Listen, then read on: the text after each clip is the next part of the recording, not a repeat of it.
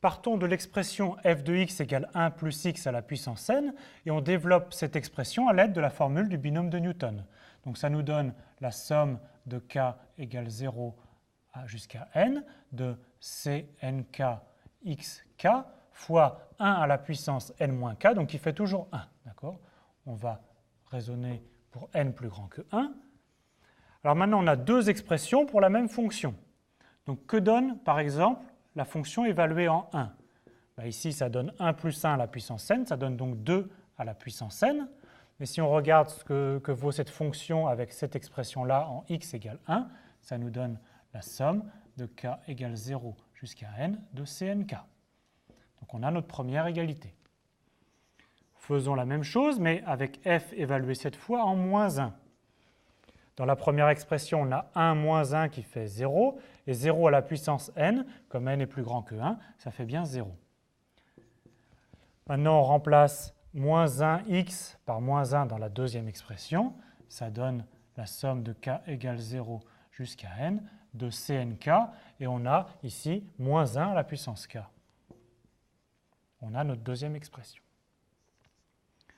Maintenant, on a deux fonctions qui sont égales, donc leurs dérivées sont égales. Donc en fait, si on calcule f' de x, on a aussi deux expressions pour la dérivée.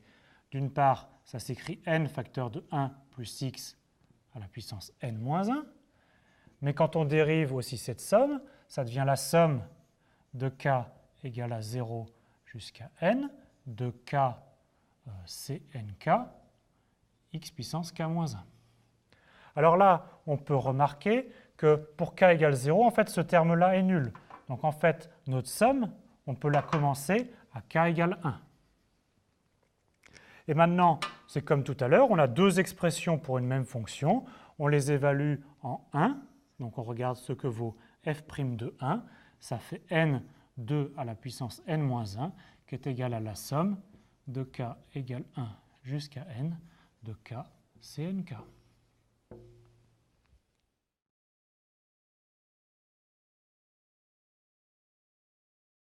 On va faire les mêmes opérations, ce coup-là en intégrant la fonction f.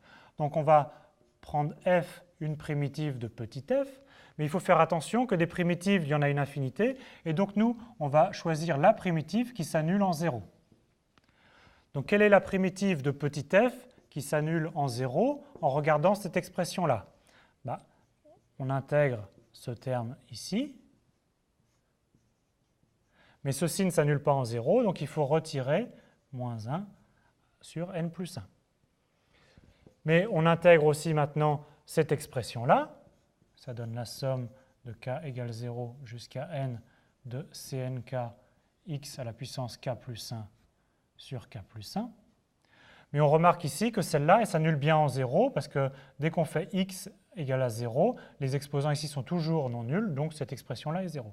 Donc on a bien trouvé la même primitive sous deux formes différentes.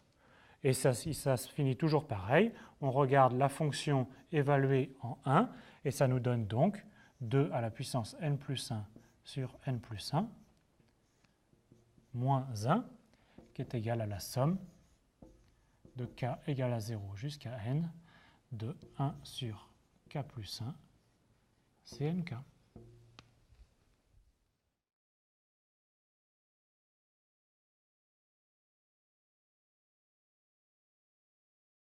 Il faut toujours avoir à l'esprit la définition combinatoire des coefficients du binôme de Newton Cnk, qu'on note aussi k parmi n. C'est le nombre de parties à k éléments dans un ensemble à n éléments. Il y a autre chose qu'il faut toujours connaître, c'est la formule du binôme de Newton, que a plus b à la puissance n, c'est la somme de k égale 0 jusqu'à n des Cnk à la puissance k fois b à la puissance n moins k. Cette formule est très utile et il est indispensable de bien la connaître.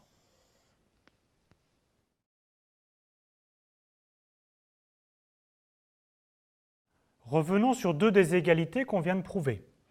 On a prouvé au tout début que Cn à la Cn0 plus Cn1 plus Cn2, etc., plus Cnn était égal à 2 puissance n. Mais en fait, Cn0, c'est le nombre de parties à 0 éléments dans n. Là, ensuite, on compte le nombre de parties à 1 élément, le nombre de parties à 2 éléments, etc. Donc en fait, ici, on compte toutes les parties possibles. Donc on vient de redémontrer que le nombre de parties dans un ensemble est bien égal à 2 puissance n. C'est une formule que, normalement, on savait déjà. On a aussi montré que Cn0 plus Cn2 plus Cn4 est égal à Cn1 plus Cn3, etc. Donc on a ici toutes les parties de cardinal pair et ici les parties de cardinal impair. Donc on a en fait montré que dans un ensemble à n éléments, il y a autant de parties de cardinal pair que de parties de cardinal impair.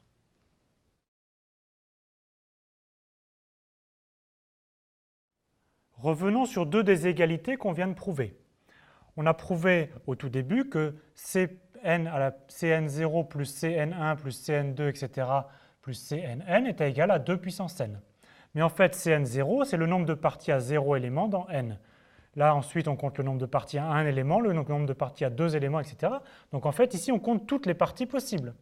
Donc on vient de redémontrer que le nombre de parties dans un ensemble est bien égal à 2 puissance n. C'est une formule que, normalement, on savait déjà. On a aussi montré que Cn0 plus Cn2 plus Cn4 est égal à Cn1 plus Cn3, etc. Donc on a ici toutes les parties de cardinal pair et ici les parties de cardinal impair. Donc on a en fait montré que dans un ensemble à n éléments, il y a autant de parties de cardinal pair que de parties de cardinal impair.